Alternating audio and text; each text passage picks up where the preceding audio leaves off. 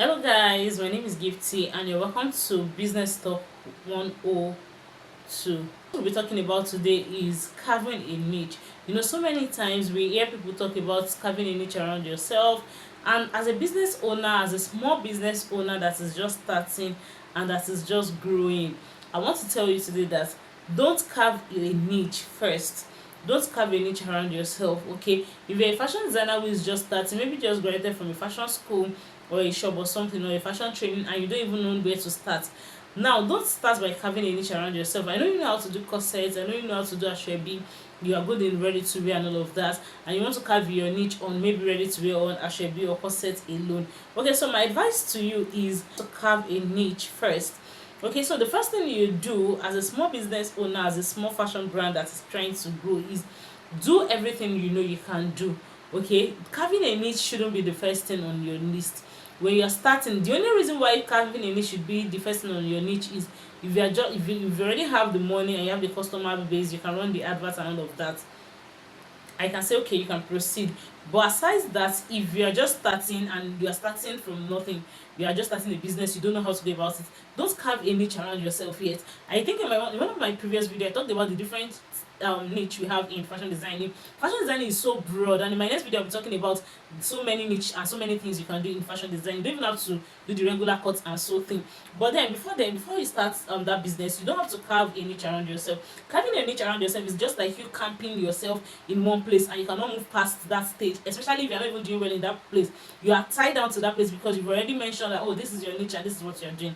So for a small fashion brand that is just starting, or a small fashion business, the first thing you do is do everything you know you can do. You went to a fashion school where you're taught almost everything, how to do that manipulation, so ready to wear, so trousers, so corsets, and all of that. When you're starting first, so all of these things, so it for yourself, so it for your friends, so it for your customers. When customers comes that, oh, I want to sew ashwebi, and you can do it, collect it and sew it. If someone comes for ready to wear, sew it. Like, sew everything you can till you know that you have gotten to that. And it's not even something that you do for 6 months and you be like, oh, I've been able to find what I'm doing. No, do it for as long or for as many times as you can, and be sure that you are actually good at a particular part. Now, there is one thing in fashion designing: you can be good in all aspects, but you can be perfect in some aspects. You can be better, you can be exceptional. Okay, let me use that word. You can be exceptional in other aspects. You can be very good with sewing. Oh, this person is good, is this person knows how to pay attention to details, how to do all of these things, so that she be well, so corset well. Oh, this person is good. But there is one part of that fashion designing that interests you, that makes you happy. Whenever it's time for you to do it, it catches your fancy. You're happy, you're excited, you get creative. Now that part is your niche. That part might be the part where you are very good at.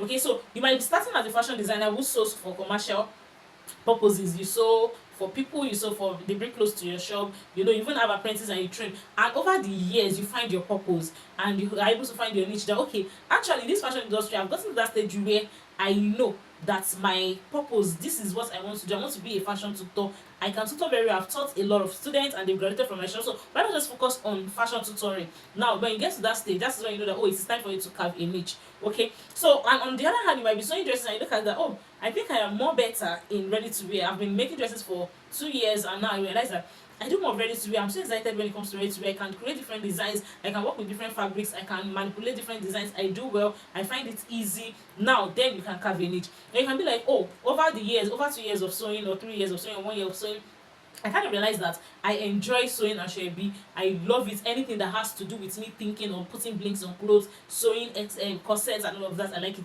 Now you've been able to determine your niche. And you might be like, oh, I like styling brides. But before then, there has to be a foundation. You don't just jump the process. Okay, so there has to be a foundation. Myself, for example, I make ready to wear. I do commercial purposes and all of that. I do commercial sewing and all of that. But then I know that my niche is ready to wear because I love sewing ready to wear a lot. I saw street wears, I saw corporate wears, I saw casual wears, dinner wears, the dresses you can wear for dates. I saw chic wears and all of that. I love doing them. I love seeing this thing on people. And at the same time, I make corsets. I learned it. I learned corsets. I learned the art of body sculpture and all of that. So you can do all of that. But then I know that's my way. My part is on ready to wear because I enjoy doing it and I do it excellently well. Am I doing other ones very well too? Yes, of course I do very well with other ones too.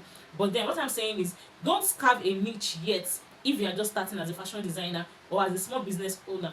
Explore other aspects. You might even notice that you might think your niche is ready to wear or tutoring, and you find out that your niche is just fashion illustration, just enjoy illustrating for people. So make sure you explore every other aspect before you carve a niche around yourself. Carving a niche around yourself at the early stage um might lead to your business going down, because you might not really be able to pick up or keep up with the pace when the troubles come. Okay, so as a small business owner, as a small fashion designer, as a small fashion brand that is just coming up, take your time to explore other aspects before you carve a niche around yourself. Explore other aspects, lots of aspects of fashion designing that we'll be talking about in another business video like this. But in summary, what I'm saying is, do not carve or camp yourself first. The first thing you should do is know your strength, know your weakness, know what you're best at, know what makes you happy, know what your passion is, know what you are so attracted to when it comes to this fashion designing thing, and you'll be glad you did. So I hope this video has been helpful, and please, if you find it helpful, kindly give us a like, subscribe and share, and drop your comments so it can reach more people. My name is Gifting once again, and I'll see you in my next video. Bye.